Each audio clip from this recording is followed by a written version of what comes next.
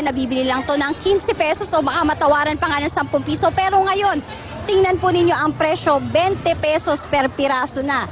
Ayan, itong Fuji apple. Itong Fuji apple kapag ganito kaliit, nabibili to ng 25 pesos, 3 piraso. Pero ngayon, ayan 10 piso na ang isang piraso. Itong peras, dati 10 piso, 15 pesos. Ngayon po, ang presyo nasa 20 pesos na ang isa. Ayan. Pero syempre hindi naman dapat puro mga imported na prutas. Nagpaalala ang Department of Agriculture na dapat tangkilikin din natin yung sariling atin. Halimbawa po, nandyan ang suha, bilog din yan. At meron pang mga chiko. Ayan. At syempre hindi naman natin kakalimutan kahit hindi bilog, ito pong mangga na pambansang prutas ng mga Pilipino. Bagamat mataas yung presyo ng mga prutas ngayon, ay pinapayuhan natin yung mga kapatid natin na huwag po kayong magmadali na punuin yung inyong mga hapagkainan ng 12 klase ng bilog na prutas dahil habang papalapit ang bagong taon ay magbabagsak presyo din po ang mga prutas dahil yan na yung mga uubusin nila na stock. At yan muna ang pinakahuling ulat mula dito sa NEPA Q-Mart. Balik sa inyo, Rafi, Amelin. Salamat, Ina Zara.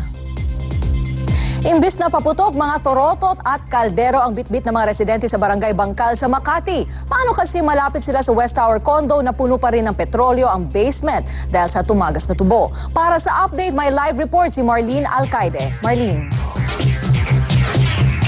Rafi, Amelie, na ngayong besperas ng bagong taon, maagang nag-ingay gamit ang mga torotot at kaldero. Ang mga taga-barangay Bangkal, ipinakita nilang posible rin palang maging masaya ang pagsalubong sa bagong taon kahit na walang paputok. Alas 8 pa lang ng umaga, nagsama-sama na ang mga taga-barangay Bangkal sa Makati. Kasama ang mga taga-Bureau of Fire Protection at Makati Police, muli nilang pinaalalahanan ang mga residente ng Barangay Bangkal, Pio del Pilar at Magallanes na huwag magsisindi ng paputok. Bawal magpaputok sa mga nasabing barangay dahil sa tumagas na petrolyo sa West Tower Condominium. Hanggang ngayon, nasa 18 hanggang 20 drum pa rin ang nakokolektang likido sa basement ng kondo araw-araw. Kaya naman todo bantay ang lokal na pamahalaan ng Makati sa paligid ng kondo. Tinakpan na ang ilang bahagi ng kondo na posibleng pasukan ng mga ligaw na paputok. Personal ding ininspeksyon ni NCRPO Chief Police Director Nicanor Bartolome ang Barangay Bangkal. Namigay rin ng mga turotot sa mga residente. Pakinggan naman natin ang pahayag ng ilang residenteng nakapanayam natin. Maraming paraan. Kahit na walang paputok, mas mabuti ito. Kesa mas malagay kami sa Rafi, Amelin, kahit wala ng annual na New Year's countdown sa Ayala, magdaraos ng sariling street party dito sa Barangay Bangkal mamayang alas 8 ng gabi. Pero syempre, wala pa ring paputok. Magkakantahan, magsasayawan at magpaparafon na lang daw sila. Rafi, Amelin? Salamat, Marlene Alcaide. Masaklap ang pagsalubong ng bagong taon ng isang mag-asawa sa Makati matapos tupukin ng apoy ang kanilang bahay kagabi. Nagbabalita si Alexa Reyes. Tulala ang mag-asawang Belia at Alfredo de Leon habang pinapanood ang pag-apula ng mga bumbero sa sunog na sumiklab sa kanilang bahay sa Barangay San Antonio, Makati. Ayon kay Belia, nagulat na lang sila nang makitang umaapoy ang ikalawang palapag ng kanilang bahay kaninang madaling araw. May tumutunog doon sa kwarto na anak ko, about 2:15.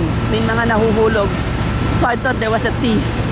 Mabilis namang nakaresponde ang mga bumbero na nagmula pa sa simulation drill sa West Tower kagabi. Mabilis lang po namin kasi malapit lang po tayo rito eh. Depende po sa tawag din po kung anong oras po sila tumawag. Tumagal ng 1 oras ang sunog na umabot ng fourth alarm bago ito naideklarang fire out. Naabo ang buong ikalawang palapag ng bahay pero suwerteng nailigtas ang 2 kotse ng mag-asawa. Inaalam pa rin ang halaga ng mga napinsalang gamit, pati na rin ang sanhi ng sunog. Alexa Reyes, News 5. Susunod, Albay isinailalim na sa state of calamity dahil sa matinding baha at landslide. Paghahanda sa taunang Pakalog Festival sa Pasig, silipin natin. At tutang kumakahon habang natutulog na kuna ng video. Nag-issue na rin ng travel warning laban sa Pilipinas ang bansang Japan. Ito na ang pampitong travel advisory laban